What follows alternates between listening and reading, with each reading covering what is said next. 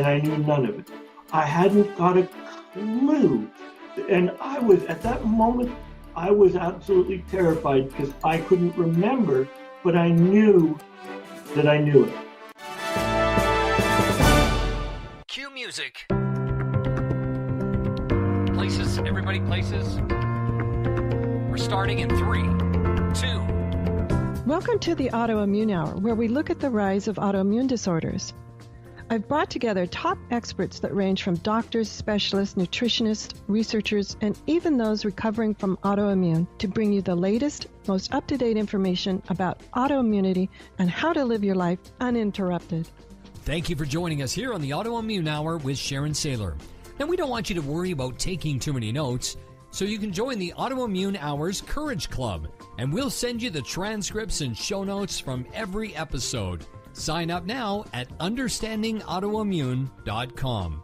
Now, back to your host, Sharon Sayler.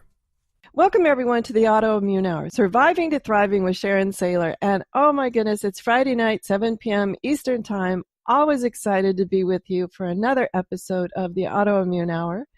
I'm down here in sunny Florida, not so sunny this late at time. I mean, we still got some sunlight, which is great. But, you know, I'm getting a little bummed as I notice that the hours, the minutes, it keeps getting darker sooner and sooner.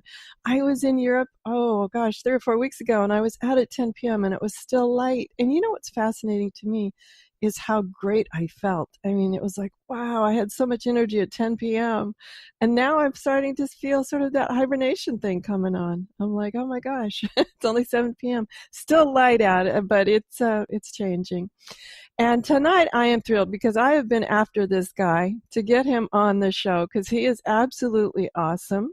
And I'm going to tell a little story because we had his wife on a few weeks ago, and she was talking about bouncing back from adrenal fatigue. And I wanted to talk to Neil because they're both dear friends of mine, and so I know a little bit about their background and stories. And one of the things I wanted to talk to Neil about was memory loss. And he's got a fascinating story about memory loss, and I'll chime in. But welcome, Neil. Thanks for being on the show. Thank you. And thank you for having me. It's always a beautiful time when we connect. Oh, and I know you so well, I forgot to introduce you to the audience other than memory loss, Neil. His name's Neil Thrussell. And he's a 4-time international best-selling author. He's best known for the Warrior Heart series books, and they're doing awesome. Even he's published them a while ago, and they're always in the top best-sellings, which is fantastic. They're great books. He's a master of the Shin Dao, speaker, facilitator, life coach, reverend, and he always calls himself a web geek adventure, husband, son, uncle, and lover of life. So, and that's all true. That's all absolutely true. So Neil, we've known each other a while, so I know some of your story, but share with the audience what happened with memory loss, because it was pretty dramatic. Absolutely. It was dramatic, and it started because I did a urine test for a part of a physical, and they said, Neil, you have really high mercury levels. And I said, okay, so what do we do with this? And they told me some of all the conditions that high levels of mercuries were doing to my body. So I said that I wanted to get rid of it.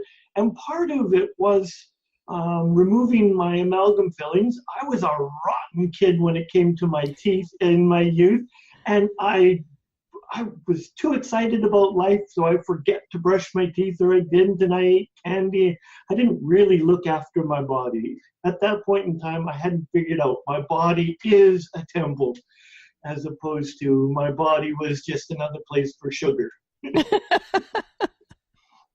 So we started removing amalgam fillings, and at the same time, we were starting chelation therapy. Chelation, I don't remember how to say it properly.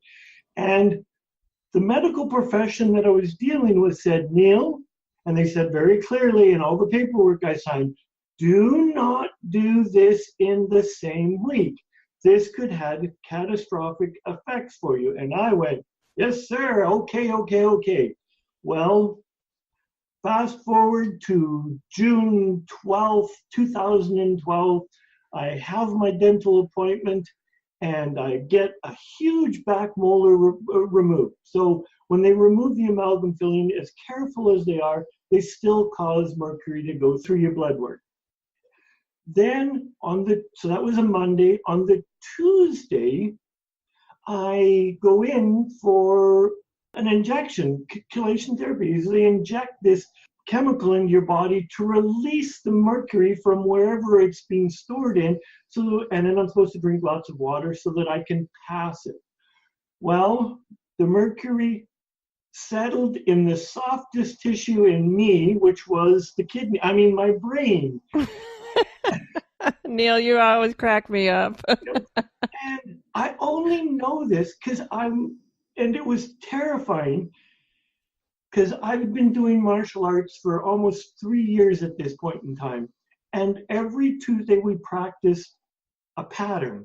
We did you go through your punches, your kicks, and they have a set order that these occur. And the instructor, my black belt instructor says, Neil, pattern 3 ready. And I got ready. And then he said, pattern 1, begin. And I knew none of it. I hadn't got a clue. And at that moment, I was absolutely terrified because I couldn't remember, but I knew that I knew it. I absolutely knew. And there was not one piece that I knew. And that was the start and the realization of the terrifying realization that my life was now different. And it took 2.5 years for me to recover with medical intervention and medical treatment to get my memory back. Wow. So let's backtrack a little bit. Did they have any idea of how you got so much mercury in your system? The most, because I was a rotten kid, is the most as it was, they narrowed it down to, and they were pretty sure, there's no guarantees in life, that it was the number of amalgam fillings I had in my mouth. Wow. So just bottom, the fillings. Yeah.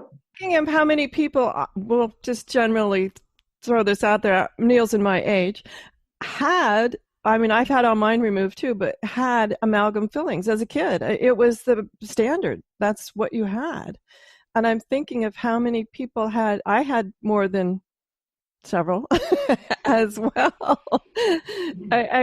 That's pretty amazing that it wasn't some other exposure, but just the fillings. Yeah, because another common one is fish. So mercury from toxicity from fish, but I do not I will eat fish, but it's not like I go every day or every Friday and have fish. Fish would be a rare occasion for me. So it was pretty much narrowed down to amalgam fillings. And that's only in my case. So I'm not saying that everyone would have it, but in my case, that was what we narrowed it down to.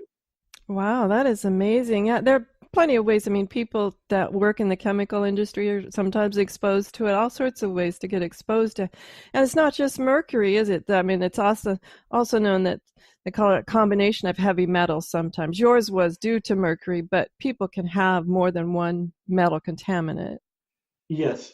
And the interesting part is when I finished after my memory loss and they restarted a very gentle chelation therapy to much gentler, much slower, and over a longer period of time, that yes, I had a little bit of lead in my bloodstream, but by the time we had finished the chelation therapy, the lead was gone. The mercury was almost negligible by the time I had removed all of my amalgam fillings and finished the chelation therapy.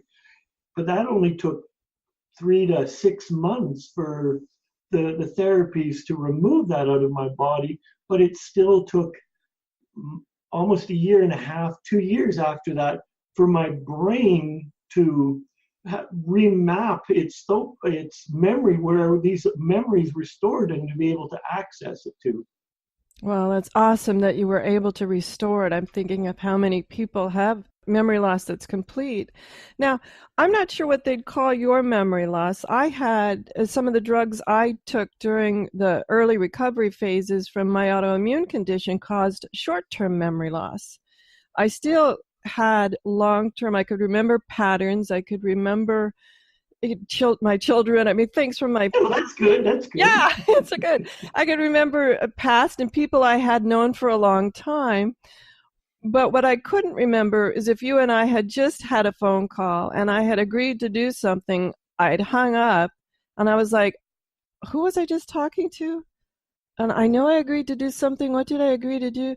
And that was so frustrating because I was taking notes constantly to just keep up. And another concern of mine was that I had had a family member that had had a head injury that induced short-term memory loss that they were never able to get back because of the head injury.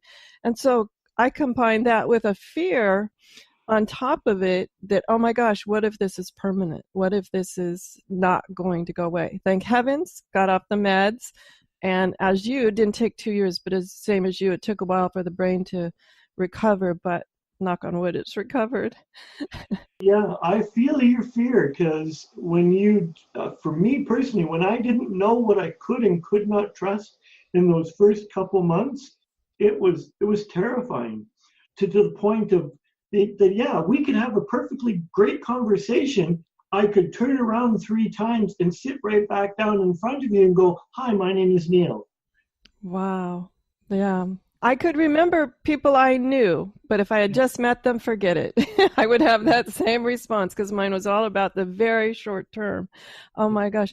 So what are some things as you went through this process of healing with the memory? Did you do specific exercises for the brain or specific things to help your brain recover? Or was it just about rest and let it heal?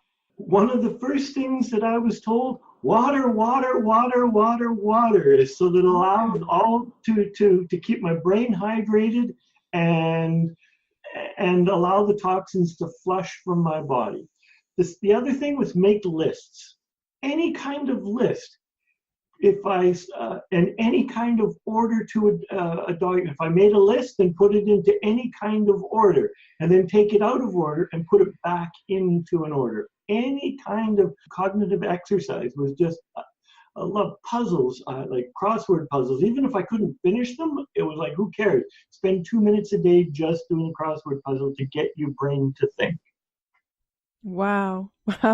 Water. That's, we've had some guests on too talk about other simple things like recently I was talking to someone about breathing and how we overlook the very obvious, the very simple things that our body requires. We were talking with the other guest about people tend to hold their breath a lot or breathe high and not get full deep breaths. And here it is, water is another absolutely simple solution that's cheap and easy to do.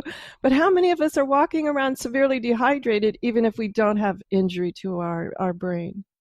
I suspect lots of us. And when I was initially diagnosed and figured, I could know within like 20 minutes that this was, oh, my brain, I'm dehydrated. My brain, my ability to focus and that was diminished. Oh my gosh. Yeah. When I was told with some of mine, not with the head injury, but just with the kinds of medication I was on to save my organs and my kidneys especially, water, water, water. And to be honest, I wasn't really a heavy duty water drinker beforehand. It took me a while to get used to it. To get used to the, Yes, this is so plain. Yeah, I hear you. For me, it was even scary. For me, one of the things that really annoyed me the most in my memory loss is I had an uncanny ability for direction, and you could almost never get me lost. It might take me a few seconds to figure out where I was, but to get me lost was almost impossible. In 2009, I went to Sri Lanka to rebuild after the tsunami with my brother-in-law who's from Sri Lanka, and we're in Colombo, a city of I don't know how many million, and we're in a tuk-tuk and we're looking for a particular address, And I'm going to my brother-in-law saying, Nihal, we're this way. And he's like, no, no, no, no, we're that way. I've never been to Colombo in my life, or I'd only been there a couple of days, and I was right. Oh my gosh. But my memory, I lost my ability. I could easily get lost, even in my own neighborhood. That I was like, if I didn't have my phone with my GPS and I went for a walk by myself, this was dangerous. Wow, that would be scary. That would. Now, when it first started, were you given a diagnosis of you can get rid of this, or was it pretty much get real, this is your life now, Neil? That's a good question. I don't think I was ever told that this was not going to go away, but I don't remember the doctor ever going, well, we can cure this, because they were unsure of how severe and what it is going, because only time can tell you. You've got mercury toxicity, it's settled in your brain, it's blocking. We're going to try to get rid of it, but whether that really gets rid of it, they don't know. Yeah, I have read before that the blood-brain barrier is one of the hardest barriers to penetrate. So that's just amazing. Yeah. That some things do. Wow. So as you began to recover your memory, share with us some other tips that you had. So you made lists, you drank lots of water, you practiced crossword puzzles, all sorts of other things. And I guess, how did your family cope with this? I was honest right at the beginning, and I told them that, and we told them and we shared with them. But in most cases, they didn't see a significant difference because we had so many shared memories and we weren't doing things that required me to be outside of too many comfort zones. But if we went outside of the normal family realms, they could see it at that point in time. And they were very supportive. They were just like, Neil over here, or they guided me and they didn't belittle me, and they just were truly godsends to help me through this. Now once I'm through this, they're back to their old ways, and it's the sibling, and it's all good. But one of the things that I discovered, and if there's a blessing or a silver lining in any of this, because I was speaking on stage at the time, so I had to give that away because I couldn't remember. Unless I would be like, and Neil says this, I couldn't do it. So I gave up speaking, but I didn't give up coaching because it gave me the incredible opportunity to really listen to people. Because I had no past. You had no past. So I could only listen to what it was that you were going through right here and right now, and to the nuances, so that it absolutely made me a better listener and a better coach. Wow, I hadn't even thought of that. How awesome is that without the background story, you had to work with the immediate and what was happening right now. I can think of how many times when I'm talking to someone I know and I know the background story, it's so easy to go, oh, well, you remember that or this or that, and try and connect it, and there may or may not even be a connection. Wow. I'm thinking, what an awesome gift to those people to have someone who was in the present moment, whether that's exactly where you wanted to be, but you were in the present moment. And yeah, because there was in many cases, I had no past reference with people, none. Like we could have been best friends, and you're telling me that we did this in high school or whatever, and I'm going, oh, okay. And the joy of that is it freed up so much energy that I could have been carrying, and I didn't carry because it was the past. I don't care. I only care about right here, right now. Oh my gosh. We need to take a quick commercial break. When we come back, we're going to talk to Neil about that gift, because how awesome is that if we're not carrying around a lot of this stuff, including, I'm going to say, a lot of the mental baggage of being given a diagnosis. because one of the things that I remember very vividly was when I got the diagnosis and I was told all the bad news, like, this is your life from now on. And I had to argue with the doctors, like, no, thank you for the diagnosis, and we're going to cure that. So what an awesome gift in a strange way. We'll come back and find out more silver linings in just a minute. Life Interrupted Radio will return after these messages from our sponsors. It's great sponsors like these that keep this show coming to you every week. Be sure and stop by lifeinterruptedradio.com to learn more. Your conscious lifestyle on steroids. OMTimes Radio. IOM FM. Hello, I'm Lisa Berry. Join me every Monday at 1 p.m. Eastern Time for Light on Living. A chance to see new, hear different, and feel more as I shine the spotlight on all the ways to lighten the load of life's challenges. Light on Living is your link to that new way you're looking for, that new understanding that will enhance your life, and that positive connection that will support your growth. So join me and you'll gain insight and start to see things in a new way that motivates you. OMTimes Magazine is one of the leading online content providers of positivity, wellness, and personal empowerment. A philanthropic organization, their net proceeds are funneled to support worldwide charity initiatives via Humanity Healing International. Through their commitment to creating community and providing conscious content, they aspire to uplift humanity on a global scale. OMTimes, co-creating a more conscious lifestyle. Listen and imagine.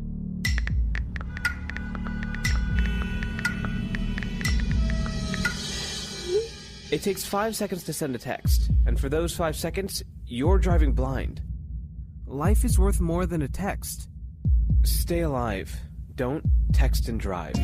Visit StopTextStopWrecks.org, a message brought to you by the National Highway Traffic Safety Administration, Project Yellow Light, Noise, and the Ad Council. Hi, this is Sharon, and of course you know me from here on the Autoimmune Hour. Maybe you don't know I'm also an author. My latest book is for kids. It's Pinky Chenille and the Rainbow Hunters, a winner of a 5-star reader's favorite review. It's perfect for your early reader and a great bedtime story for your young adventurers. Check it out over at pinkychenille.com. That's PinkyChenille.com. See you there.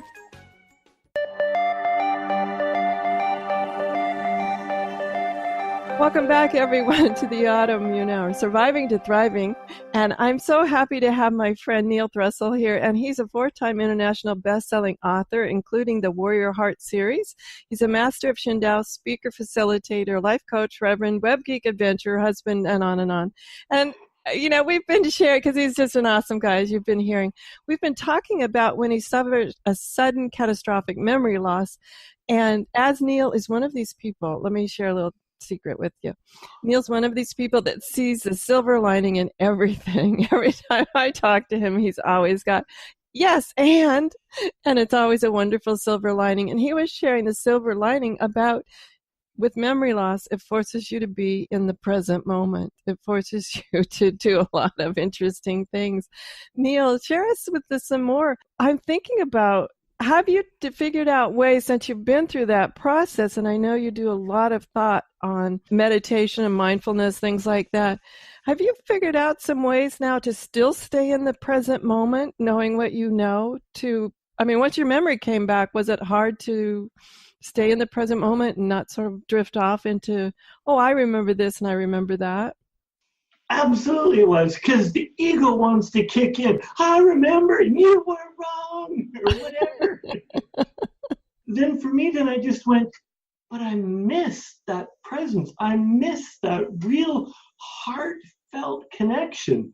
And it became more of a discipline to go, I don't care about the past. I don't care about the past. Let it go, let it go. Just be fully present to this beautiful divine individual that's in front of me. And it became a discipline. It wasn't work, but it just became something that I really was passionate and I really cared about. Because when you don't know anything about a person, it's beautiful when you learn so much about them and you ask open questions and powerful questions, and you're playful and you're just fun, and you're not mad at them because 3 years ago at Aunt Bertha's whatever they did something to you. It's just fun.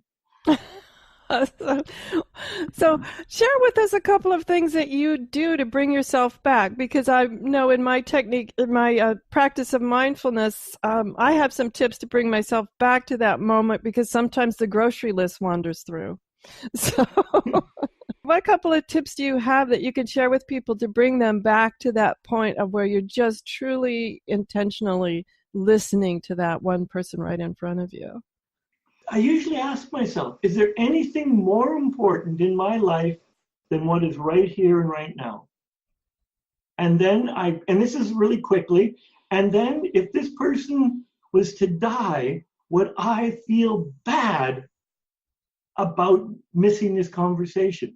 And it's boom, because I can almost 99% always answer, absolutely, this is more important. And the few times that it's not as important, then I go, so what do I need to put into my life or set into motion so that I can look after what's more important, but be here, right now. So it's a long, like just boom, boom, boom, boom. All of these things occur quickly, but it's a recognition of this moment is pure joy. This is where my heart wants to be, because I'm connecting with another human being. And really, life isn't hard. We just make it hard. And I believe life is meant to be enjoyed. And unless I'm cuddled in with a book or with my cat or that, it's all about connection with people, for me. Yeah, that's one of the things Neil and I connected on when we met.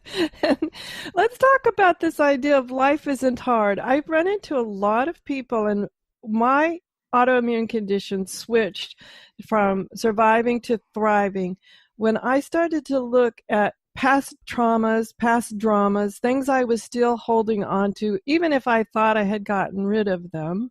And I was making my life so much harder than it had to be.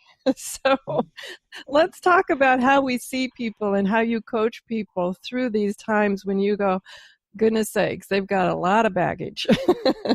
I tend to try to get people to explain their life without the drama. So, hi, my name is Neil. I'll make up a story. Hi, my name is Neil. My parents were alcoholic. I was sexually abused, and I've been doing drugs for 6 years. When you can explain your life clearly and without the attachment, it's easier to move on, as opposed to, oh my God, my parents were alcoholics, and because of them, I can't do anything. I believe we need to take full responsibility for our actions and for whatever has happened into our life without the drama, because there's some terrible things that have happened to people. Terrible, terrible, terrible, terrible.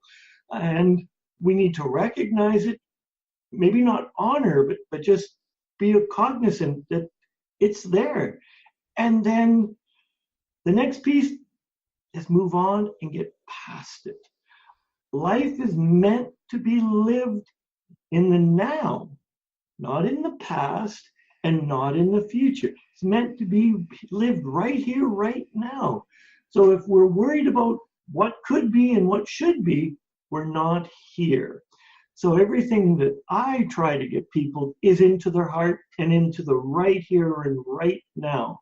And let's forget about the past. Let's forget about the blame, shame games, and just be present. Oh, thank you, Neil. And by the way, I just want to put a little asterisk there. That was a made-up story, okay? That's just a made-up story. And one of the things that I find interesting when I'm coaching with people, as I listen intently, it's like, are they reliving this story or are they retelling this story? And I think a lot of coaches know about this. You can really tell when someone is back in that moment as they're telling you what's happening, or if they're retelling the story, it's just like, yeah, that's part of my life.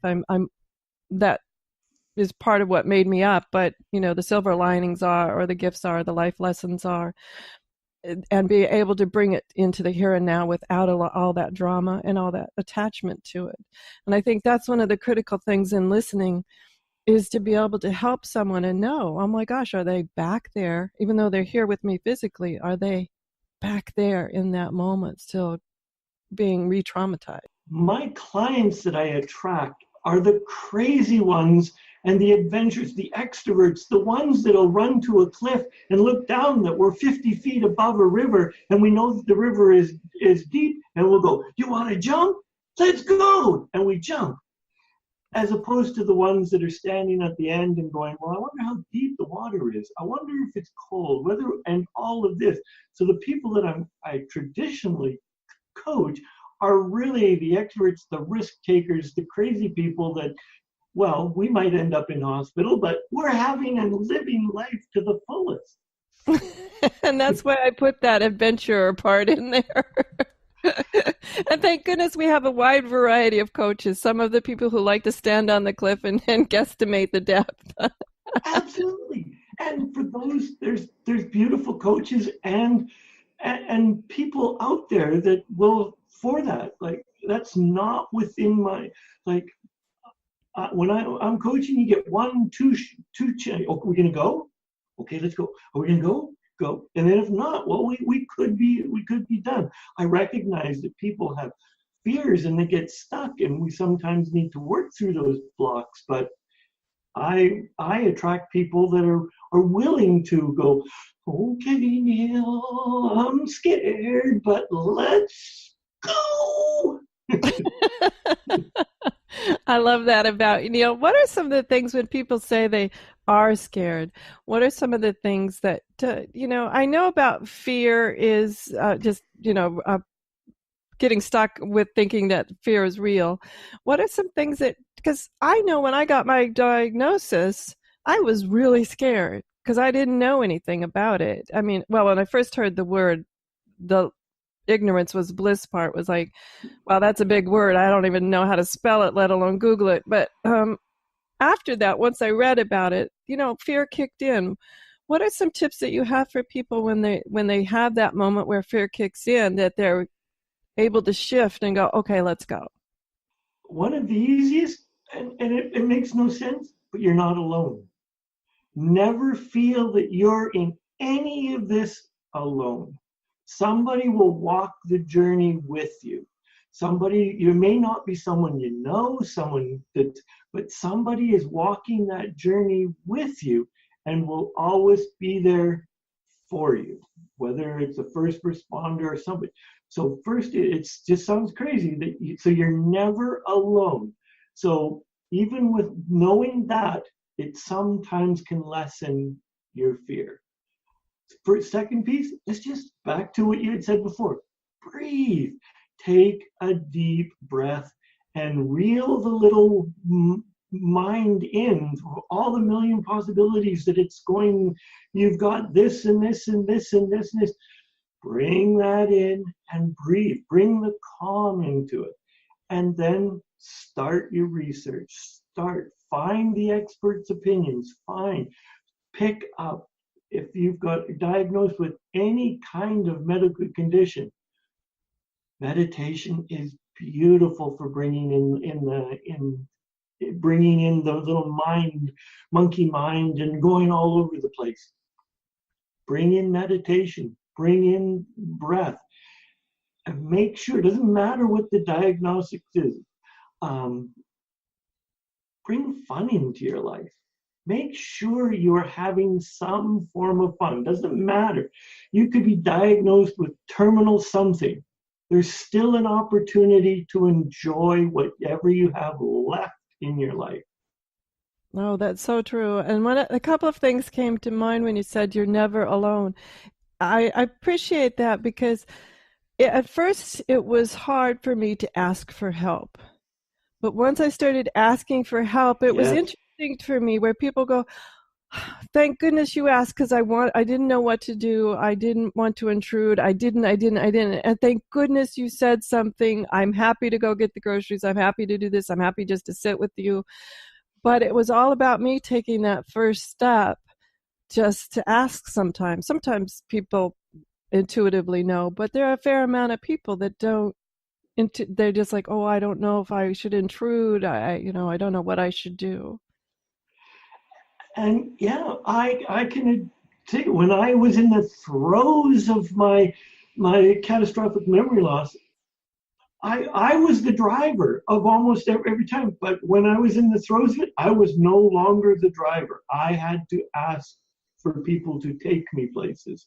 And 9 out of 10 times people were happy. The 1% they weren't. They just weren't available. So yeah, just ask. Just ask. And as an aside, we went in 2 years ago. So in 2016, so 4 years after my catastrophic memory loss, we were in New Zealand, and I still got stuck where I didn't feel comfortable enough to drive, even though I had previously driven on the wrong side of the road, or their right side, but on my wrong side. I didn't feel comfortable driving because I couldn't trust that I could sort it all out. My mind had that. So I asked my brother-in-law to just to drive, because he fully expected just to hand me the keys. So it's knowing your body and knowing when to still, and it's okay to ask for help. Oh, absolutely. That's one of the key things, is asking for help regardless of what's going on, whether it's memory loss or other things, was important for me. Now, let's talk. Sometimes people get all tangled up in this idea. I know you do a lot of meditation, a lot of mindfulness work. Let's share a little bit about that, because I know that was a key part in your recovery as well. But I think people get all tangled up, like, oh, Sharon, I just don't want to sit there, with my in the lotus position going Om, and they get all tangled up into too much of the story of what mindfulness and meditation is. So share some of your tips for people how they can begin to practice that. Most people know the traditional, for lack of a better term, the masculine Eastern tradition of just, sitting down in the lotus position and releasing, getting rid of everything out of your mind. There's so many other ways. Trance dance. So a dance, a very feminine form. Just put on music that's fast at, I think, 144 beats per minute, and dance and be lost. Let the music sweep you up and take you on a journey, and it will free your mind. Sufis, the Sufi whirling dervishes, is a form of meditation. You're turning, I believe, west, so you're turning left, is another form of meditation. A candle meditation, just sit in a chair in a dark room with a candle in front of you and look through the candle. It doesn't have to be in the lotus position.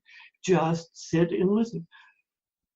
Find electronic music and just sit and just let the neighbors know that you're going to do it, and blare it, and you will be lost in the music. You will be lost in the moment for whatever music, because music will transform the soul, and it will move you to. You don't even need words, but the music itself will move you across the emotions. You don't want to do any of that. You can there's breathwork classes. Holotropic breath work. There are just so many options to get you out of the thinking mind.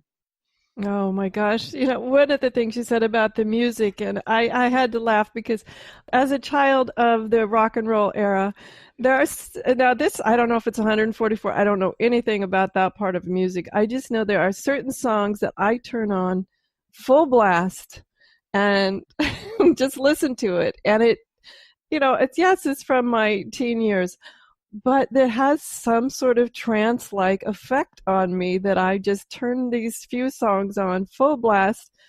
And I'm not saying it transports me to the past. I'm not sure where I go, but I am in the moment just listening to these songs that have, I even remember all the words types of songs. And to me, sometimes that's the best.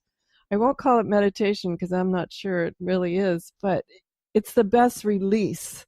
I find it a stress release sometimes to turn on these old rock and roll songs that I love full blast and just sit there and enjoy them. There's meditation CDs so that you can, CDs, MP3s and where you can, or podcasts you can get, and then just put in your various players, and they will turn off. Like I created one with one of my friends, Rick Martin, and it's a 60-minute IM CD, and we will often just put it on late at night and turn the light out, and it'll just be in the background. There's theta and delta waves going on, and it will just, when the ocean is crashing, and there's these beautiful positive affirming words, and we will fall asleep to it. Yeah, that's awesome. And I know our mutual friends, Dave Dashinger and Tamara Green, have the beautiful app called Loving Meditations. They've been on the show. Guys, if you're interested in that, go to Understanding Autoimmune and just search for Tamara Green and Dave Dashinger, and you'll find out. Be able to listen to their show on their Loving Meditations app, which is great because there it is right on your phone. So that's an awesome way too. Now, we need to take one quick commercial break, and then we'll get back into this, and then we'll find out more about the Warrior Heart series and how we can learn more about Neil. So we'll be right back. Life Interrupted Radio will return after these messages from our sponsors. It's great sponsors like these that keep this show coming to you every week. Be sure and stop by lifeinterruptedradio.com to learn more. Hi, this is Sharon. Recently, I delved into the world of children's fiction with the Pinky Chenille series. If you haven't had a chance to check out Pinky Chenille and the Rainbow Hunters, go over and check it out at pinkychenille.com. That's Pinky, Pinky, Chenille, CHENILLE.com. Thanks. See you there. Your conscious lifestyle on steroids. OMTimes Radio. IOM FM. Change and growth are part of natural life and also part of your spiritual life. Everyone needs support and guidance, especially during life passages. Upgrade yourself with the OMTimes Experts program. With OMTimes Experts, you have access to the best intuitive coaches, spiritual teachers, counselors, astrologists, and oracles. Our team was carefully selected so you can trust. Find out more at experts.omtimes.com. Grab a cup of tea or a glass of wine and tune in for Inspired Conversations with publisher Linda Joy on Tuesdays at 2 p.m. Eastern. Linda creates sacred space for leading female luminaries, empowering authors, heart-centered female entrepreneurs, coaches, and healers. A soulful venue where guests openly share the fears and obstacles they've overcome, wisdom and lessons learned, and the personal journey that led them to the transformational work they do in the world. Inspired Conversations to empower you on your path to authentic, soulful living. Research shows we apologize up to 10 times a day, and most of the time, we say sorry as a response to someone else's mistake. What if we thanked people instead of all that unnecessary apologizing? So instead of saying, sorry, I'm rambling, you say, thank you for listening. Join us at projectforgive.com, a free, non-religious resource on global forgiveness. Welcome back, everyone, to the Autoimmune Hour, Surviving to Thriving, and I'm here with Neil Thrussell, and he's been sharing his story of how he recovered from sudden catastrophic memory loss and how that was brought on by mercury toxicity.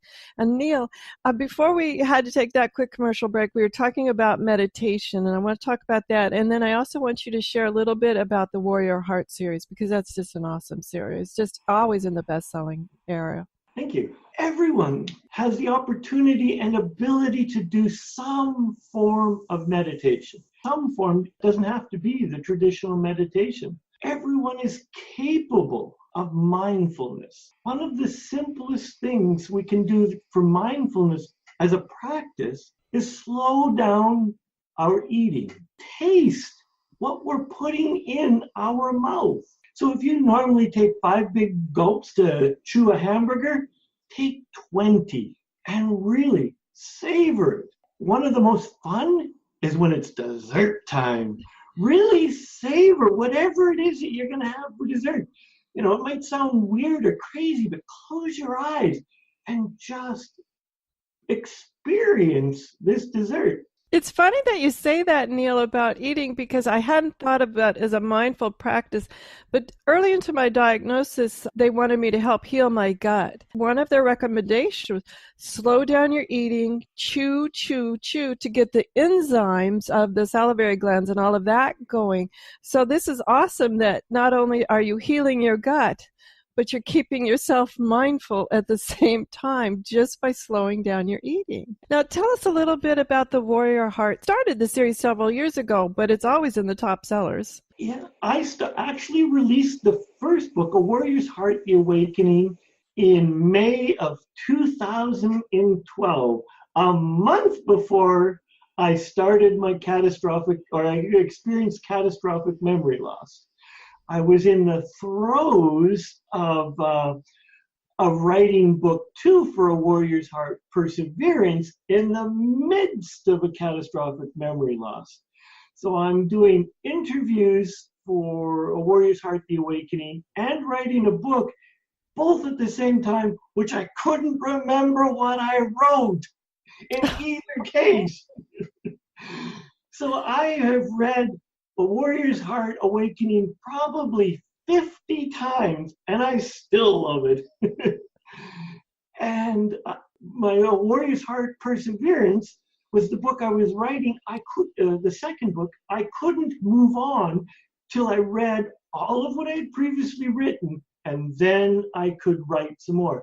So when you're writing you've written 90 pages first, and then you have to read 90 pages, and then you can write. It makes for long days. Oh my gosh, it does. Being an author myself, I'm just like, oh my gosh. Because I remember sometimes doing interviews when they ask me about one specific sentence in the book, and you're like, okay. Let me think about it for a quick split second here. But oh my gosh. So let's talk a little bit. What is in the awakening part? And then we'll talk about the perseverance part. What is in the Warrior's Heart Awakening? I have two characters. Graham is the protagonist, is a very arrogant, full of himself, 40-year-old male that just the world revolves around him, and he believes that at the time that I started the book, that there was nothing beyond that we could feel and touch. There was nothing. Any woo-woo things, God, spirituality, intuition, that was just all hogwash. Whatever he could touch is whatever was existing. He, in his own arrogance, he was a pilot, and he crashed his plane in the South Pacific.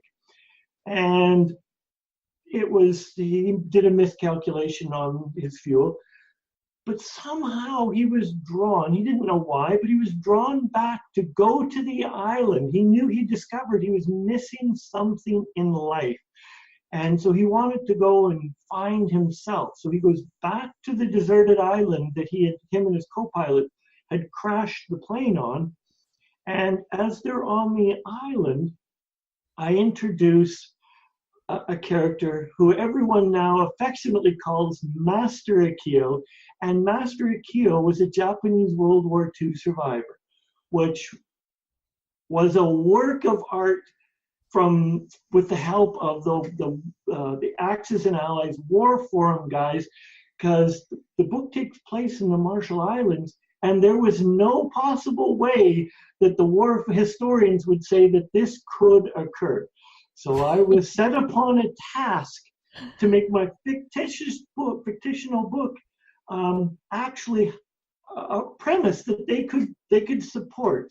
So anyways, I created a scenario that they could support, and then the War Forum, they were so helpful in helping round out Master Akio, because I told them he needed Buddhist tendencies, and they helped bring depth to this my beloved character, Master Akio. So Master Akio became Graham's teacher, mentor. he became his father figure in Graham's a much maligned life, and he softened Graham's bitter heart to a much more awakened place, which is why the book is called The Awakened. I mean, sort of A Warrior's Heart, The Awakening. Awesome. Now the second book, and that came out too. How did you deal with the memory loss? I'm curious, as you said, you're writing that you're having to reread numerous pages to keep you up with where it is.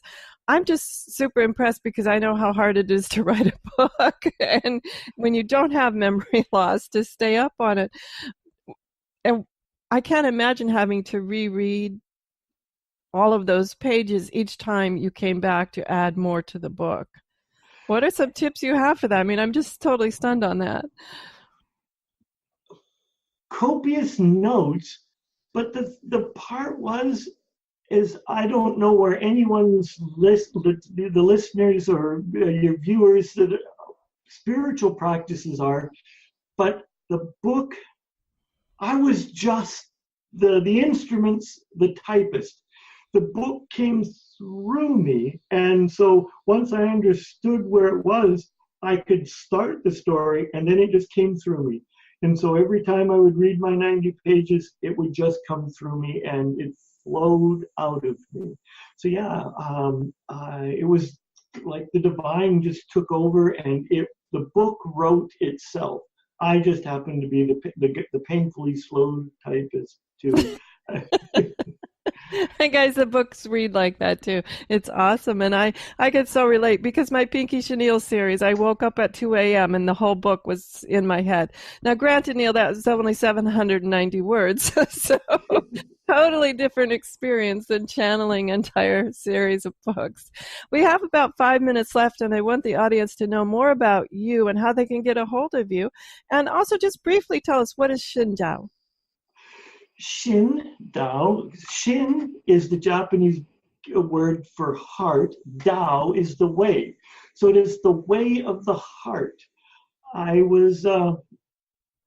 had an epiphany. I was driving south of Calgary. I'm in Calgary, Alberta, Canada. And as I was driving south, and I just was hit with this epiphany of like, oh my gosh, everything I do, everything I stand for, everything I believe is about living the way of the heart. So I had to pull over, and tears are just streaming down me, and I'm like, oh, because it was a beautiful experience. And then I went, well, how do I explain this? This is bigger than me. And I had a friend that was very big into Japanese kanji, and he introduced me into a Japanese kanji master. And I said, well, this is what I want, living the way of the heart. And he just went, oh, well, that's real easy. This is a no-brainer. He says, it's the Shin Dao. And I went, and it just was perfect. So the Shin Dao is living the way of the heart. And the Shin Dao is about living, developing your body, inspiring your I can't even, this is one of these memory issues because I developed this while I'm going through memory loss. So develop your body, inspire your mind, uplift your heart, and open your heart to spirit. So there's 4 pillars, and it's all about the connection of all of these to bring you to that one place, your heart. Everything I do, everything my wife and I do in our workshop is about getting you into that heart.